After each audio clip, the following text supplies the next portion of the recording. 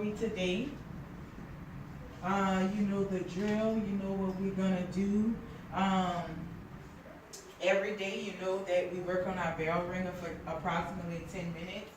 You have 5 to work out your problems, and you have the other 5 to collectively work with your partner and discuss answers. So I'm going to give you about an additional 5 minutes to work on these problems.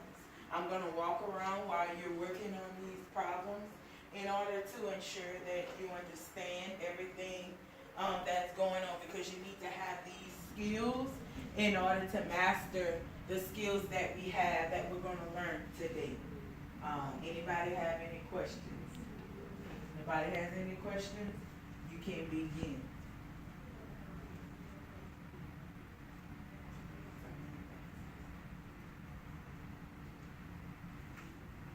Good job.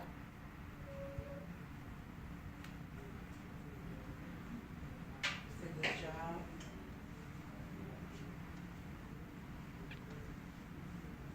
Okay, so now that I see that everyone has gone over the problems, we're going to discuss these problems. I'm sure you're probably wondering, why are we doing these multiplication problems? Well, you need to have and understand these skills for multiplication in order to multiply and divide fractions. That's what we're going to be doing today. But in order to start off, we're going to go over these 5 problems very quickly, and then we're going to get into today's lesson. So when I multiply two-digit integers or numbers, I know that I can multiply 8 times 5. I'm going to get 40. I'm going to take and put my 4 at the top. 4 times 5 is 20. I'm going to add 4 to it. Then I'm going to come down. I'm going to always draw an arrow right here. That tells me that I need to bring my 0 down. I'm going to multiply 3 times 8. That's 24. And I'm going to cross that 4 out so I don't get confused and bring up my 2. 4 times 3 is 12, plus another 2 is 14. Guys, I'm going to take this, and now I can add and find the answer to my problem. I'm going to bring down my 0. 4 plus 4 is 8. 2 plus 4 is 6. So our answer is 680. That's what you should have on your paper. If you don't have that on your paper, you need to check and maybe see what you didn't do right. Maybe ask your partner, maybe look at your partner's notes and see. But you absolutely have to have this skill mastered in order to be able to multiply and divide fractions. Let's move on to the next one. 6 times 5 is 30. I'll bring my 3 up. 5 times 5 is 25. Plus 3 is 28. Okay, I want to bring down my arrow once again.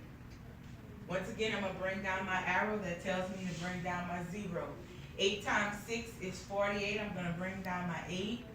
Cross that 3 out. Carry my 4. 8 times 5 is 40. Plus 4 is 44. Oops. It's 44.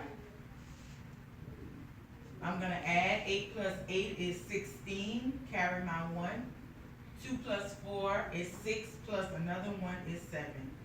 My answer should come out to be 4,760. And guys, I always remember to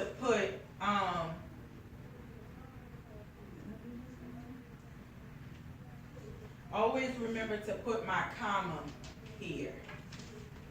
And you should be checking your answers while we're working these out. Next one, 78 times 15. I'm going to multiply what? Good. 8 times 5 is 40. Bring up my 4. 7 times 5 is 35. Plus 4 is 39. Okay, bring down my arrow. Once again, 8 times 1 is 8. Good. 7 times 1 is 7. 9 plus 8 is 17. Carry my 1. 7 plus 3 is 10 plus another one is 11. Guys, you should be checking. You should be checking. This should be nothing but a review for you. The next one, 6 times 5 is 30. I'm going to drop my 0, carry my 3. 3 times 5 is 15, plus another 3 is 18, carry my 1. 8 times 5 is 40, plus 1 is 41. 2 times 6 is 12. Put my 2, cross the 3, carry my 1. 3 times 2 is 6, plus another 1 is 7. 8 times 2 is 16.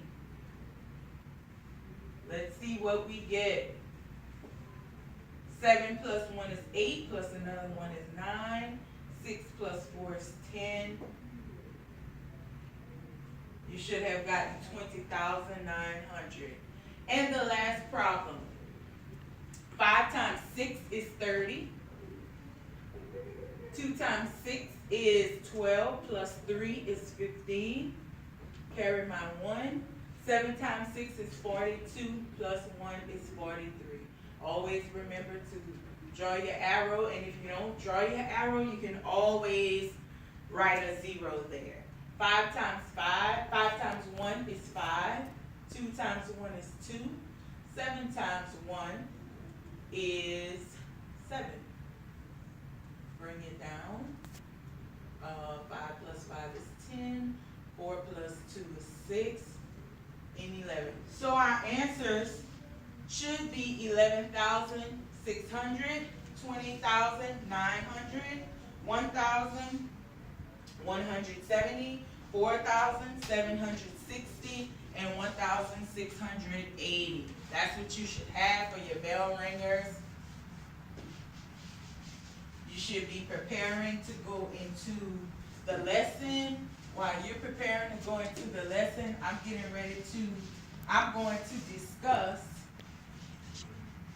the I do, you do, and we do for this coming week. We're going to discuss our objectives for the week. So our main objective for today says the learner will learn different methods to multiply and divide fractions. That means we're going to be working with fraction. The fraction is a fraction a whole number, or is it a piece of a whole? A fraction is, just in case we don't know, is a piece of a whole number. A fraction is just a small part of a whole number. It's not actually a number. So if I say 1, 1 is not a fraction. If I say 1 over 2, 1 out of 2, that's a fraction. So we need to know the difference between, we just multiply whole numbers, but we need to know the difference in multiplying whole numbers and fractions. We have to know the difference. Okay, I told you what the learner will. So what I'm going to do, I'm going to write and explain different methods for multiplication, multiplying and dividing fractions. You will do, once we go over everything, you will have a worksheet that is on your desk, which is independent.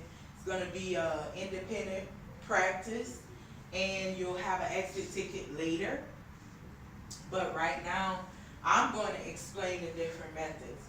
What we're going to do together is called guided practice. We're going to work together. You're going to work with your partners, but I'm also going to work along with you to assist in checking your knowledge and making sure that you understand. So what I'm going to do now is I'm going to write a few problems on the board, and I'm going to kind of show you the difference between multiplying fractions and dividing fractions. They're similar, but they're a little bit different as well. Okay, so if I write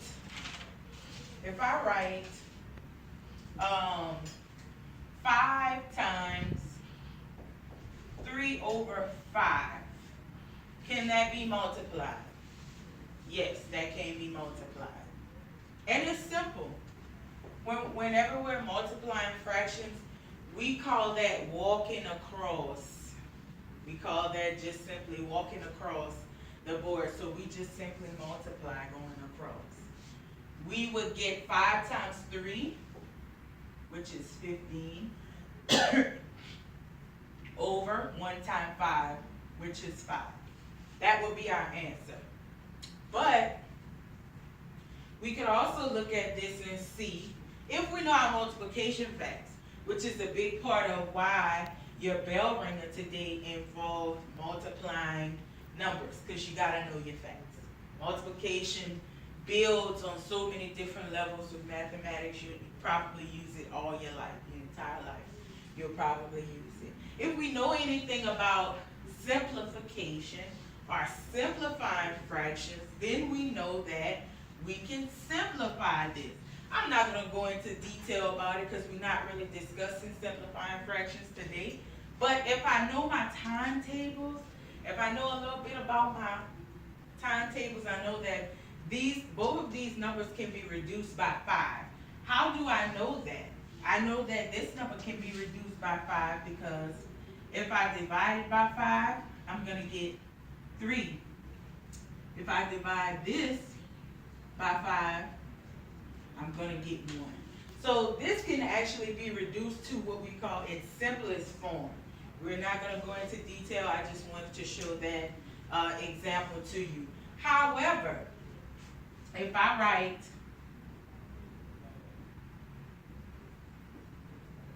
is this problem and this problem the same? We know that this problem and this problem is not the same. It's not. So, how do I know the difference? Well, it's simple. This one has a multiplication problem. This one has a division sign. So, we know that we can't perform the same operation. With division, it's not as, it's a little more complicated, but not hard. So, we do something that we call, we multiply by the reciprocal. I'll write that word. All the reciprocal means is we take that second problem and we flip it. That's all we're doing. So we'll take 5 and we will multiply it times the reciprocal of 3/5, 5 over 3. And then we just simply multiply. We'll get 25 over 3. We walk across the board. That's all we're doing. Whenever you divide fractions, no matter what that fraction is, you will always flip that second fraction, whatever that second fraction is. And we'll do another one together. Is there anyone who doesn't understand what's going on right now? Okay, good. We're going to go to this one. 2/7 times 7 over 9. And then I'm going to write 2/7 divided by 7 over 9. So, if I want to figure out the answer here, I can go 2 times 7, which is 14, over 7 times 9, which is 60. It's pretty simple. Because why? You have to. Guys, you have to know your timetables. You have to. Especially when multiplying and dividing fractions. Remember this word, reciprocal. If you need to write it on your worksheet that you have on your desk, you can do so. But you have to remember that in fractions, when we divide fractions, we always divide.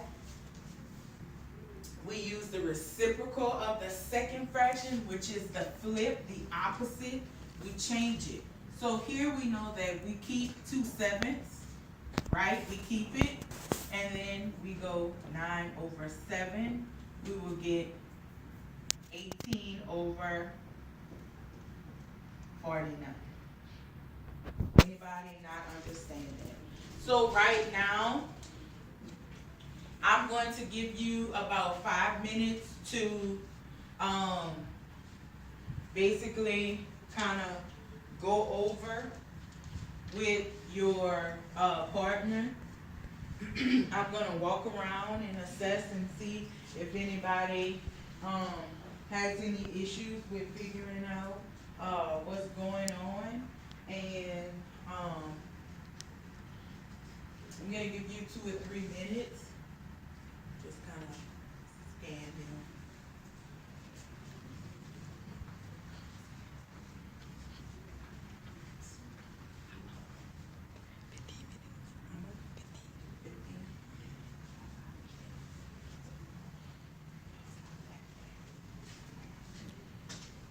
Okay, guys, I think we're ready to go over. Did anybody have any issues with the problems that were set forth?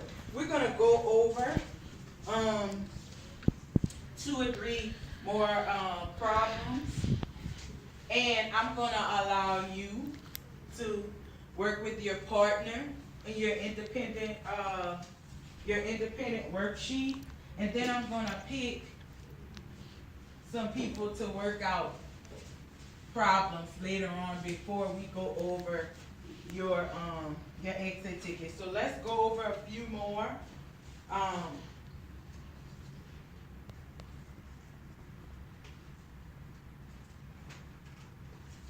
So let's do this one, because I know some people might have said, what? How can I do that? Guess what? You can multiply that. You can actually do it. 3 eighths times 8 thirds will give you simply walk across 24.